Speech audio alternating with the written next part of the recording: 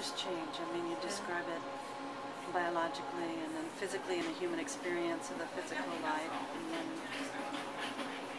culture, emotionally. We spoke to that. We spoke also to culture.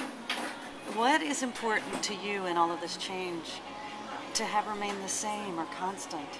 Is there anything that you rely on so that you can endure the change? Or what's important to have remain constant? I think what's important is serenity or peace. Just being at peace with whatever happens. As long as you're in your right mind or you're at peace with yourself, knowing maybe what's right for you, making your right decision as life is coming at us, at you or at anyone, but having that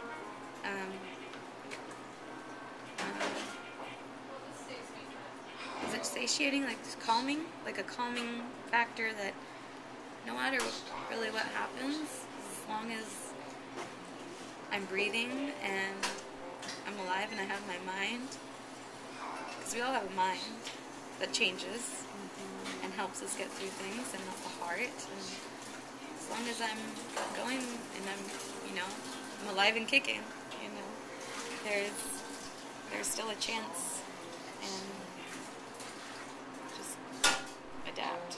So the constant, just peace. Just peace with not being confident in yourself that you have the skills of, and even if you don't, you'll learn them at some point.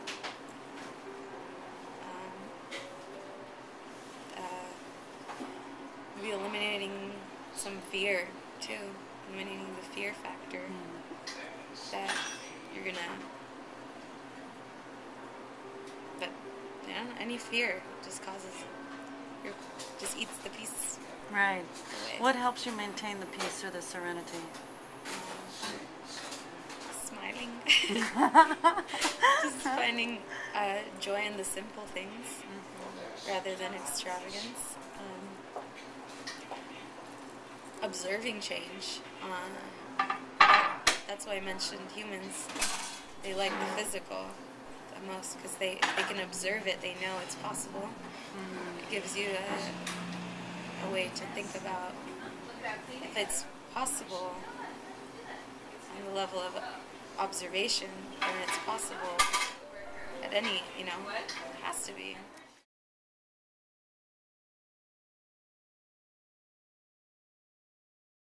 Well, so that's So I find peace in seeing it. Peace in seeing it. Seeing it. So what are signs to you? Signs. What would you take as a sign of positive change? What if you saw it, you would go? A circumstance. I mean, what would be a sign to you that positive change is happening? So, for instance, like the trees changing colors or the blossoms coming out. So, I always just in the fall. So we see the trees changing. Their leaves are changing colors, and we know it's going to go from green, let's say, to yellow or orange into red or whatever color, or brown, and they're going to fall off. But then, they're able to maintain whatever their tree-like nature, maintain everything the way it is, and then come back over when spring comes again. They go through all the hardships, they go through all the thunderstorms. They're still rooted in the ground. They might get blown with the winds, their leaves might fall off, but they're keeping their feet on the ground. They're grounded. Squirrels might climb up them, whatever. It might snow on them, it might be heavy, the branches might break. But in the springtime, we see it now that they're blossoming once again, and it's just that peace of knowing that I can observe change on a biological scale for me, something that's alive, just like we are, might not have a mind or a heart, but it has has life in it. When you see that, for me, I find peace in the change of trees, I guess. And then they sustain the heat in the summer from the sun. The hot sun scorching down on them. They don't have sunscreen. They don't have any protection. They don't have anything. They deal with it. They get through it. They become stronger.